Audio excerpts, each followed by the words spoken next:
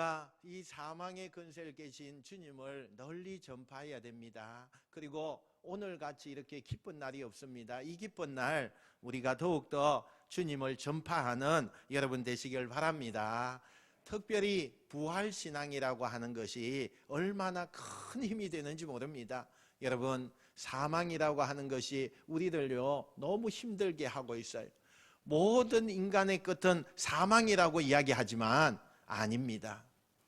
예수님께서 그 사망의 근세를 깨시고 지금 우리에게 부활의 소망을 주신 것입니다. 이것을 믿고 이 세상을 힘있게 살아가는 여러분 되시길 축원합니다. 참 인생에는 두 종류의 그런 삶이 있는 것 같아요. 평생 죄와 죽음이라고 하는 것에 두려움에 굴복하여서 무릎을 꿇고 살든지, 아니면 당당하게 니까지 건 뭔데 나는 날마다 승리하며 나갈 수 있어, 그래서 그 죄와 죽음 앞에 당당하게 이기고 승리하며 사는 삶이 있어요. 저는 여러분들이 그 죄와 죽음이라고 하는 두려움 앞에 평생 동안 무릎을 꿇고 끌려다니는 그런 인생이 되지 말고, 그것을 여러분 이겨내시고 다스리시고 당당한 여러분 되시기를 주님의 이름으로 축원드립니다. 예수님께서 이제 굉장한 고문을 당하시고 많은 너무나 아픔을 당하시면서 십자가의 처형을 당하십니다. 드디어 하나님이 원하셨던 인류의 모든 사람을 위하여서 그 자신의 몸과 모든 것을 다 쏟아내시는 그 예수님을 오늘 본문에서 말씀하고 있었고, 또 그 배경을 가지고 다시 이 본문이 시작되어지는 것을 보게 됩니다. 누가복음 23장 50절 52절 이 본문 말씀을 우리가 화면을 통해서 한번 읽어보겠습니다. 시작. 공의 의인으로 선하고 의로운 요셉이라 하는 사람이 있으니 그가 빌라도에게 가서 예수의 시체를 달라 하여. 아멘. 오늘 성경에 보니까 아리마대 요셉이라고 하는 사람이 나와요. 이 아리마대 요셉이라는 것은 아리마대라고 하는 지역의 출신의 요셉이라는 그런 의미가 담겨져 있습니다. 그러니까 아리마대 요셉 그런다고 해서 다 하나의 이름이 아니라 그 지역에서 사는 요셉이다, 이렇게 우리가 번역해 볼 수가 있습니다. 이 요셉이라는 사람이 빌라도에게 가서 예수의 시신을 달라, 예수의 시신을 달라, 이렇게 해요. 왜요? 내가 그 예수님의 시신을 가져다가 내가 장례를 좀 잘 치러드리고 싶다. 그런데 여러분, 이 사람이 어떤 사람이냐? 사내들인 공회원의 한 회원 중에 한 사람이었어요. 이 사내들인 공회라고 하는 것은 제가 지난주에도 말씀을 드렸습니다마는 이 당시에 유대 나라는 로마의 지배를 받고 있었어요. 그래서 법을 집행하고 법을 다스리고 법을 행세하는 것은 로마가 다 했어요. 그리고 또 무슨 사형을 판결하고 사형을 집행하는 것은 로마의 법에 의하여서 모든 것이 다 이루어졌어요. 그런데 이 유대를 다스리면서 그 유대인이 갖는 전통적인 것, 종교적인 것, 또 자치권 어느 정도를 인정해 주는, 그러니까 로마가 큰 법은 자기들이 가지고 있지만 웬만한 소소한 것들은 다 자치해서 그렇게 해결하고 거기에서 모든 일을 진행하게 하는 그런 것이 뭐냐? 이 사내들인 공회라고 하는 이곳에서 되어졌다는 겁니다. 그런데 여러분, 그 자치권을 해결하는데 오늘 사내들인 공회의 회원 중에 한 사람이 누구냐? 아리마대 요셉이라고 하는 사람이에요. 이 사내들인 공회에 있는 사람들이 예수를 빌라도에게, 로마의 총독에게 넘겨서 예수님을 사형시키는 일을 그들이 행했다는 겁니다. 그래서 모든 사내들인 공회의 회원들이 다 허락을 해서 그 예수를요, 죄를 뒤집어 씌우고 그 다음에는 사형틀에다가 옮겨서 그 사형을 집행하는 일들이 이 사내들인 공회의 회원들을 통해서 되어졌다는 겁니다. 그런데 그런 사람 중에 한 사람인 이 아리마대 요셉이라고 하는 사람이 예수님이 죽자마자 저 예수님 내가 장례 치르고 싶습니다, 이렇게 빌라도에게 찾아갔다는 얘기예요. 여러분, 이 장면이 글로 읽으니까 실감이 잘 안 나지만은 이 광경은요, 굉장히 무모하고 어찌 보면 살벌한 그런 상황을 만드는 거예요. 우선 사내들인 공회원 대부분의 예수님을 죽이는데 앞장선 사람들입니다. 그런데 아리마대 요셉은 아마도 모두가 예수님을 죽여야 된다고 할 때 안 된다고 반대했던 어려운 사람 중에 소수의 사람 중에 한 사람이라는 것 같아요. 그러나 이미 사내들인 공회의 전부가 예수님을 빌라도 앞에다가 갖다 놓고 죽여달라, 재판을 해서 이런 죄가 있으니까 죽여달라, 이런 요청한 마당에 그 멤버 중에 한 사람이 예수님을 옹호하면서 내가 저 예수님의 시체를 내가 장례 치르겠다. 여러분, 우리가 이걸 생각해 볼 때에 이것은요, 왕따의 행위예요. 왕따의 행위.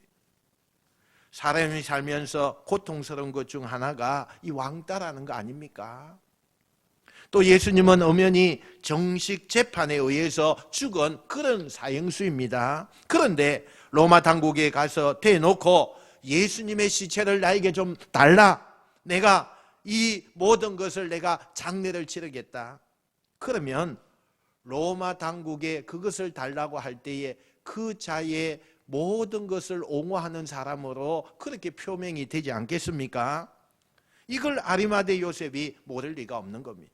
그런데 그는 용감하게 빌라도에게 가서 예수님의 시신을 달라, 내가 장례 치를 테니까 예수님의 시신을 달라.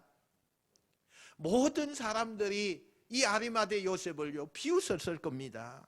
심지어는 어떤 사람은 분노가 일어났을 겁니다. 그러나 요셉은 지금이라도 십자가에 달려서 억울하게 죽은 저 예수님, 내 마음속으로 존경할 만한 분이다 라는 것을 담대하게 모든 사람들에게 드러내어 놓는 그런 행위를 하고 있다는 사실이에요. 여러분, 이 예수님의 시신을 받아들고 요셉은요, 장례를 치르게 됩니다. 그런데 여러분, 그 당시에 이 무덤이라고 하는 것은 보통 유대 일반인들에게는 그 무덤 하나에 여러 시체들이 그곳에 들어가서 장례가 되었어요. 그런데 아리마대 요셉이 준비한 그 무덤은요, 물론 자기가 죽으면 그곳에 장례 치를 것이라고 준비한 무덤이지만 큰 무덤이었어요. 그러니까 이 아리마대 요셉이라고 하는 사람은 큰 부자라는 것입니다. 그런데 그 예수님의 시신을 그 무덤에다가 안지 않은 거예요. 근데 여기에도요, 사실 이 요셉이라고 하는 사람이 얼마나 많이 준비했는가를 우리가 가히 짐작해 볼 수가 있어요. 그게 무슨 말이냐 하면, 예수님이 십자가에 달려 돌아가신 시간이 금요일 오후 3시입니다. 여러분, 금요일 오후 3시고 또 이 금요일 날 오후가 지나가고 저녁부터는 뭐냐? 안식일이에요. 유대인들의 안식일이에요. 그러면 그 유대인들의 안식이 왜 유대인의 안식인데 무엇 때문에 그럽니까? 유대인들 안식일에는 장례식도 결혼식도 할 수가 없어요. 오직 하나님을 위하여서 사는 것이에요. 그래서 그 너무나 유대인들 가운데서 정말 많은 사람들이 금요일 오후만 되면 안식일을 준비하는 그런 일이 있는데, 오늘 이 요셉이라고 하는 사람이 그 금요일 날 오후 3시에 예수님이 돌아가셨는데 그 시신을 받아들고 장례를 치른다는 거예요. 여러분, 장례를 어떻게 그렇게 빠른 시간 내에 치를 수가 있습니까? 오후 5시 반만 되면요, 다 해가 넘어가서 안식일이에요. 그런데 이 2시간 반 동안에 여러분 이 모든 장례를 다 치렀다는 거예요.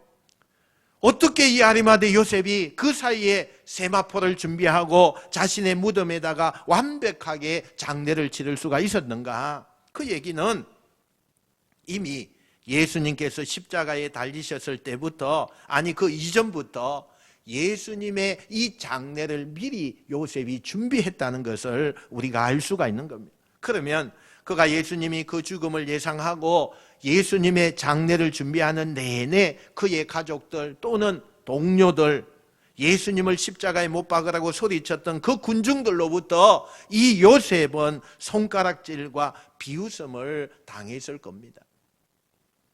그러나 요셉은 남들이 어떻게 비웃든지 내가 어떤 손해가 되든지 그게 중요한 게 아니라는 거예요. 내가 저 예수님을 믿는 내 믿음을 담대하게 드러내는 것, 내가 세상의 평가는 아랑곳하지 않고 그가 용기를 내어서 예수님을 드러내는 거예요.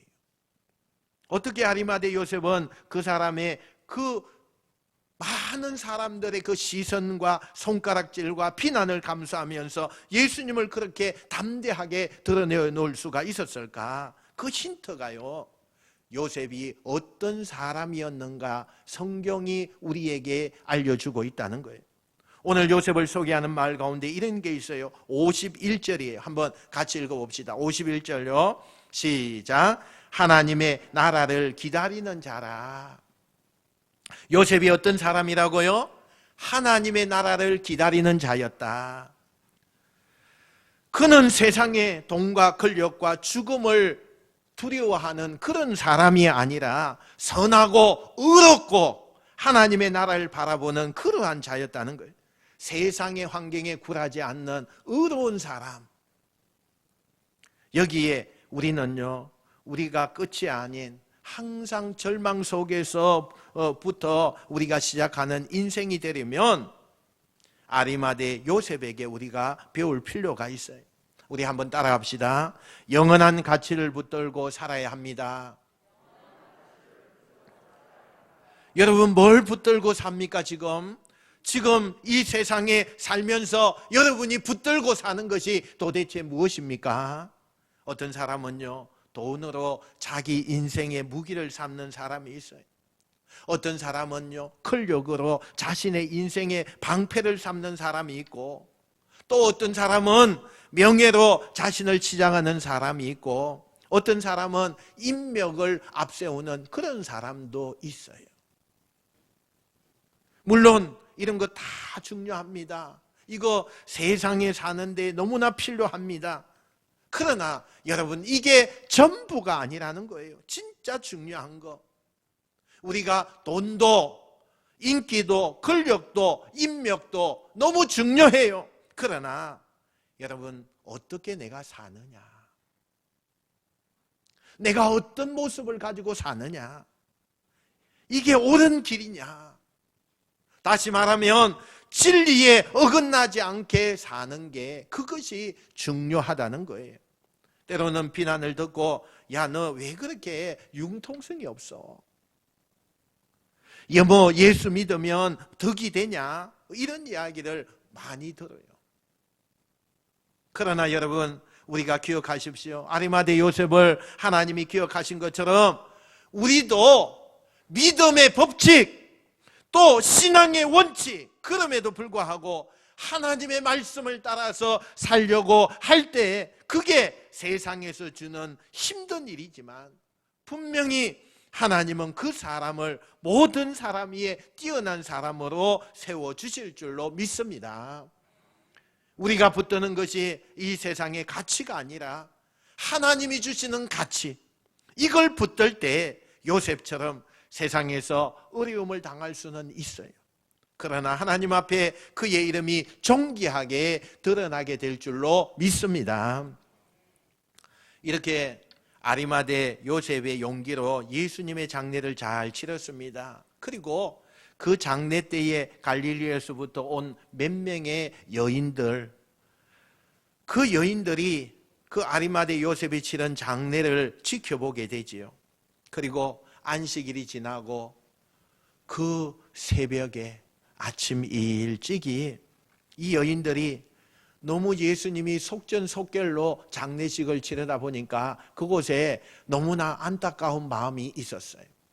그래서 예수님의 그 시신을 제대로 또 장례를 제대로 치르지 못한 것에 대한 안타까움을 가진 이 여인들이 예수님은 죽었지만 마지막 예수님의 그 장례를 우리가 깨끗하게, 그 시신을 좀 깨끗하게 닦아주는, 여러분 이것은 우리나라에도 염이라고 하잖아요. 염이라고 하잖아요. 이 유대인들의 그 사이에도 이런 행사가 있었어요. 그래서 그 죽은 시신에게 향을 바르거나 오일을 발라주거나 이렇게 해서 그 시신을 깨끗하게 닦아주는 그런 일들이 있었는데, 예수님께서 억울하게 죽으셨으니까, 또 장례도 너무 속전속결하게 빠른 시간 내에 그렇게 치렀으니까 이 여인들이 그 시신이라도 우리가 좀 깨끗하게 닦아주자, 그런 마음을 가지고 그 새벽에 예수님의 무덤을 찾아가게 됐다는 거예요. 저만치 무덤 앞에 가서 보니까 여러분, 무덤에 가로막혀 있던 큰 돌, 그 무덤의 문이요 열려 있는 거예요. 가까이 뛰어가서 그 여인들이 보는데 그 무덤이 열려 있다라는 거예요. 아니, 어떻게 이 무덤이 열릴 수가 있지? 여인들이요 너무너무 상심이 크기 시작해요. 혹시나 불결한 얘기를 가지고 그 예감을 보니까요 너무 적중하게 된 거예요. 가보니까 무덤에 그 돌문이 열려 있고 예수님의 시신이 없더라는 거예요. 여러분, 그 무덤의 입구를 가로막는 돌은요 1톤 가까이 되는 무게를 가지고 있대요. 아무나 그 문을 열 수가 없대요. 그런데 그 문이 열려 있어요. 옆으로 치어져 있고 그 안에 있어야 될 예수님이 안 계신 거예요. 그 여인들은 세상 말로 말하면 망연자실이었어요. 예수님을 억울하게 이렇게 죽게 한 것도, 예수님이 죽는 것도 너무너무 속상하고 너무너무 충격인데 그 예수님의 시체까지도 없어졌어요. 이 여인들이 뭘 생각했을까요? 누군가가 예수님의 그 시체를 훔쳐갔다고 생각하는 거예요. 로마 사람들이 훔쳐갔든지 아니면 유대인의 그 종교 지도자들이 훔쳐갔든지 아니면 누군가 예수님을 흠모하는 사람들이 그 시신이라도 가져보려고 훔쳐갔든지 잘 모르겠지만 예수님의 시신이 없어진 것을 보면서 이 여인들이 너무나 충격에 빠지게 되는 거예요. 여러분, 이 여인들은 예수님이 부활했다는 그 모든 생각을 조금도 하지 못했어요.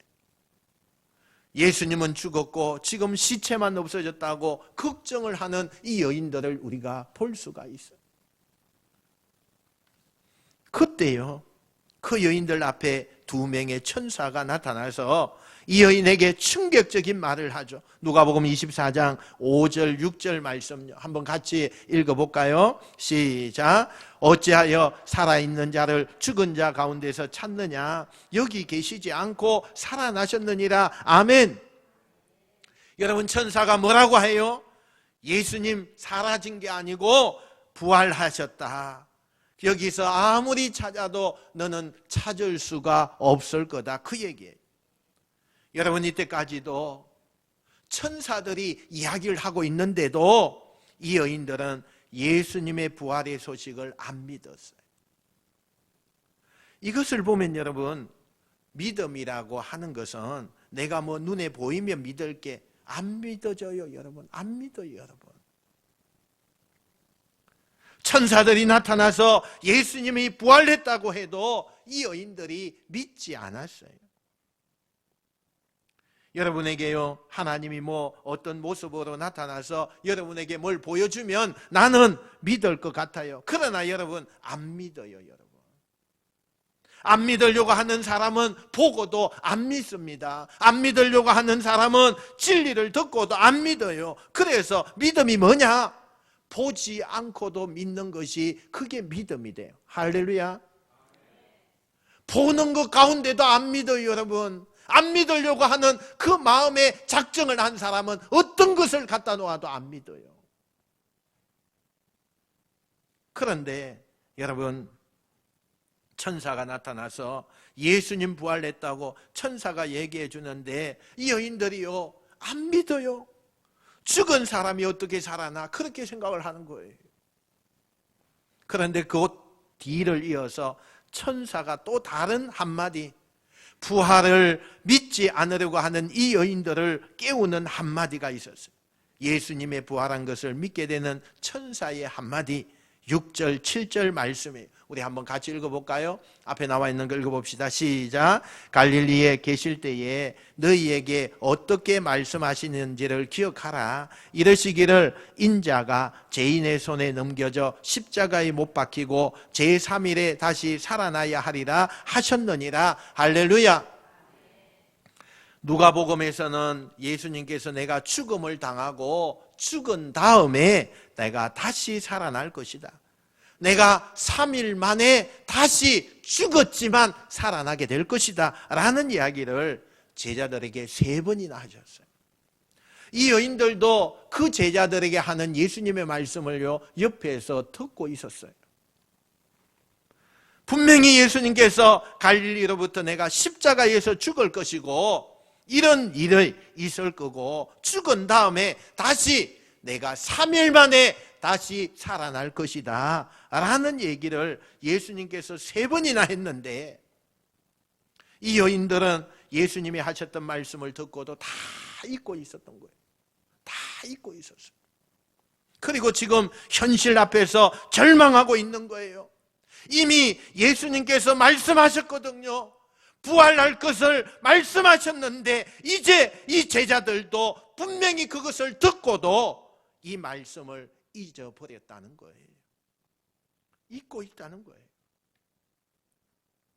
여러분, 믿는다고 하지만 내가 좋은 것만 믿으려고 하는 우리의 습성이 있어요.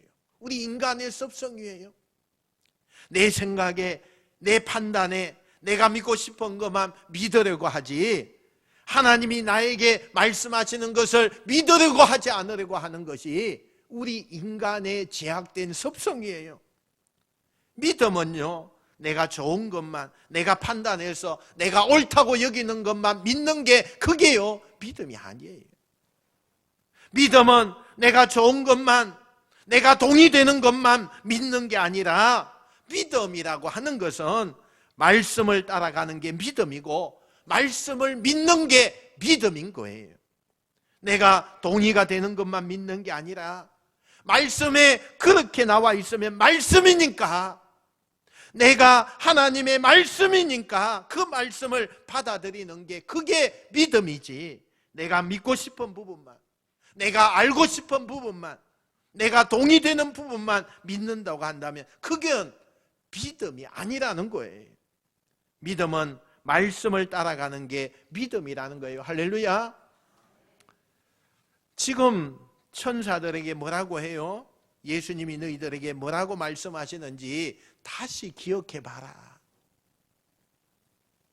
이 여인들이 더듬어 봅니다. 예수님께서 어떤 이야기를 하셨던가, 예수님이 살아계셨을 때에 무엇을 이야기하셨던가 더듬어 봐요.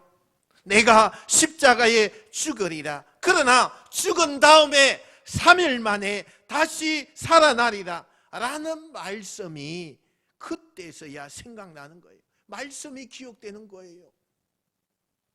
그때부터 이 여인의 태도가 달라졌습니다. 무릎을 치면서 말씀이 다시 생각나고 기억나는 순간부터 이게 부활이구나 라는 것을 알게 됐다는 거예요.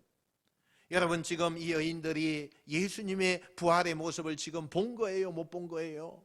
여러분, 보지 못했어요. 이 여인들은 예수님이 다시 산 것을 눈으로 못 봤어요. 직접 본 것이 아니지만 예수님이 부활을 드디어 믿게 된 거예요. 언제요? 천사들이 말을 해서 그 말을 듣고 그들이 믿은 게 아니에요. 예수님의 말씀이 생각날 때, 말씀이 기억날 때, 말씀이 깨달아질 때 믿어진다는 거예요. 할렐루야. 여러분, 우리는 말씀을 믿는 사람이지 말씀이 우리를 회복하는 것이지 다른 것들이 우리를 회복하는 것이 아니라는 거예요.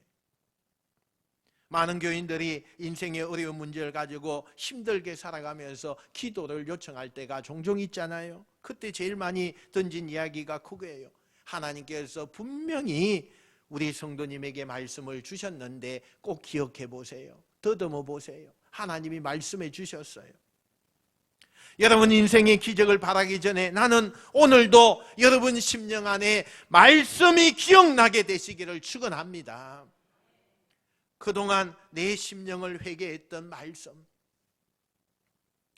내 마음속에 은혜를 주었던 말씀, 너무너무 감격했던 말씀, 결단하게 했던 말씀, 예배 중에 들었던 그 은혜로운 말씀들, 무심코 내가 생각지도 못했는데 흘러갔던 그 말씀들, 그 안에 여러분이 고민하던 인생의 답이 있는 줄 믿어지길 축원합니다. 그 안에요, 여러분의 인생에 하나님이 주시는 답이 있어요. 복음 있는 게 아니에요. 말씀이 생각날 때, 말씀이 깨달아질 때 우리는 연약해요. 그러나 성령께서 똑같은 말씀을 주시는데 어느 날 이 말씀이 이런 뜻이었구나, 이 말씀이 나에게 주시는 말씀이었구나, 이 말씀이 이렇게 나에게 오셨구나, 이렇게 깨달아질 때, 그 진리를 우리가 알 때 믿음이 생긴다는 거예요. 여러분에게 이 말씀의 자유함, 말씀을 통한 응답, 말씀을 통한 회복이 일어나게 되기를 주의 이름으로 축원합니다.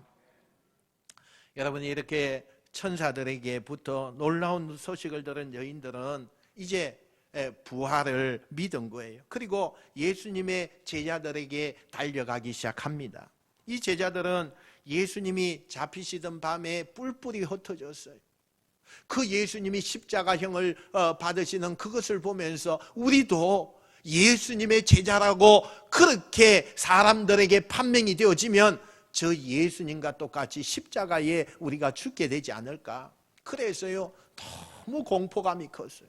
두려움이 너무 컸어요. 그래서 뿔뿔이 흩어져서 다 숨은 거예요. 그런데요, 자기들끼리 연락을 해서 아마 같이 숨어 있었을 거예요. 최대의 공포감을 이 제자들이 짓누르고 있어서 숨도 쉬지 못하고 있을 그때예요, 부활을 한 여인들이 이 제자들에게 달려오는 거예요. 그리고 그들에게 가장 기쁜 소식을 전하는 거예요. 여러분, 이 여인들이 지금 달려와서 두려워하고 미래가 없고 소망이 없고 완전히 낙심하고 진짜 공포감에 쌓여있는 이 사람들에게 준 이 여인들의 전한 소식이 뭐예요? 그게 복음이에요. 그게 복음이에요. 굿뉴스예요. 할렐루야. 그들이요, 한치 앞을 볼 수 없어요. 우리가 잡히면 죽을 텐데, 저 십자가에 모진 십자가에 달리게 될 텐데 너무너무 숨이 막힐 정도로 그들이요, 그 공포감이 엄청나게 컸어요. 그런데 그 공포감, 그 소망이 없는 제자들에게 굿뉴스, 즉 복음이 전해지기 시작했어요. 여러분, 오늘 저는 이 말씀을 듣는 여러분이 가정과 심령과 인생과 자녀들과 여러분의 일터 위에 복음, 이 기쁜 소식, 굿뉴스가 전해지기를 축원합니다. 이걸 듣고 가셔야 돼요. 여러분, 이걸 듣고 가셔야 돼요. 내 인생에 이거 듣는 것만큼 좋은 얘기가 없는 게 그게 복음 아닙니까? 지금 미래가 없고 죽음의 공포가 우리 앞에서 지금 왔다 갔다 하는 이 시기에 여러분, 이들에게 가장 기쁜 소식이 뭐겠습니까? 예수님이 이제 죽어서 이제 끝났다, 더 이상 희망은 없다, 이렇게 사는 그들에게 가장 기쁜 소식이 뭐예요? 예수님이 살아나셨다, 예수님이 다시 사셨다. 할렐루야. 여러분, 이 복음이에요. 이 복음이에요. 어떤 분에게는 남편이 암으로 사경을 헤맸는데 살 수 있다는 희망의 복음이 여러분에게 들려지길 축원합니다. 사업에 어떤 분은 경제적인 것에 다 넘어져서 망해서 희망이 없는 우리 가정에 다시 일으켜 주시겠다고 하는 주의 소망의 복음이 들려지게 되기를 축원합니다. 인간관계, 자식과의 관계가 어그러져서 고통 속에 흐느끼고 있는 부모 형제들 인생 속에 치유하시고 회복해 하시겠다는 하나님의 그 소망의 복음이 여러분의 귓가에 들려지기를 축원합니다. 우리가요, 복음을 듣는 사람이에요. 복음을 듣는, 기쁜 소식을 듣는 사람이 저와 여러분인 것입니다. 그런데 이 복음을 전한 사람들이 누구예요? 여인들입니다. 여인들이에요. 이 여인들이 누굽니까? 당시에 가장 사회적으로 약자들입니다. 힘없고 존재감이 없는 여인들, 죄인들, 세리들, 어린아이들, 이 당시 사람들 가운데 가장 힘이 없어요. 존재감의 가치가 없는 그런 사람들 가운데 하나님께서 이 복음을, 기쁜 소식을 바로 그 힘없는 사람에게 전하게 하셨다는 거예요. 하나님은요, 어느 시대를 보든지 간에 하나님의 그 위대한 일을 왕을 통해서 하지 않아요. 어떤 잘난 사람을 통해서 하지 않아요. 제사장이나 서기관들이나 지금 왕을 통해서, 로마의 멋진 사람들 통해서 하나님의 이 위대한 하나님의 그 소식을 전하게 하지 않아요. 이 복음은 누구를 통해서요? 가장 힘이 없어요, 가장 볼품이 없어요, 가장 존재감이 없는 사람들 통해서 하나님이 그들을 통해서 일하시더라는 거예요. 존재감 없는 여인들, 막달라 마리아가 누굽니까? 7 귀신 들려서 사경을 헤매는 여인 아니었습니까? 미쳐서 날뛰는 그런 여자를 고쳐줘서 귀신을 쫓아내고 그때부터 예수님을 따라다녔던 마리아 아닙니까?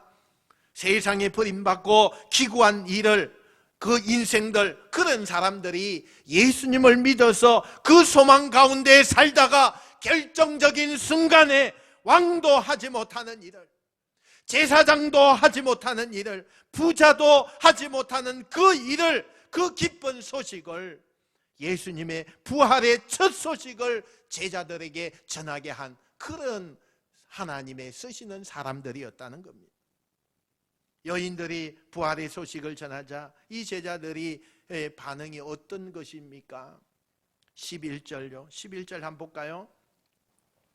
11절 말씀 한번 읽어봅시다. 시작. 그들의 말이 허탄한 듯이 들려 믿지 아니하니.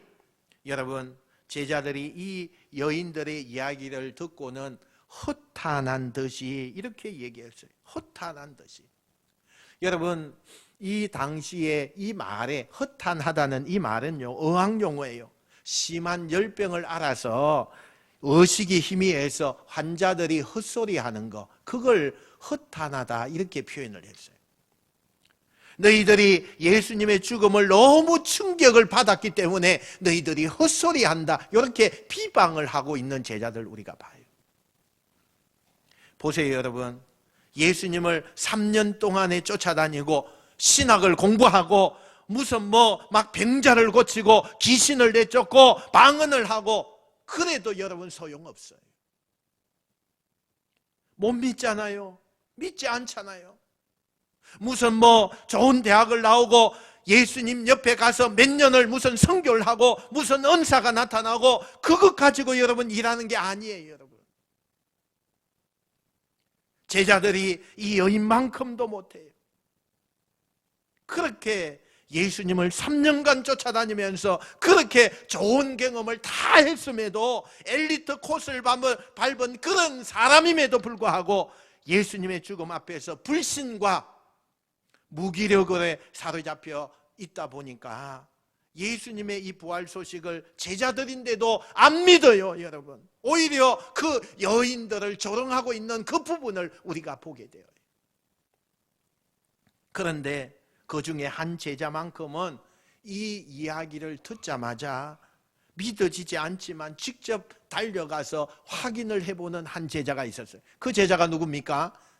베드로입니다. 베드로예요.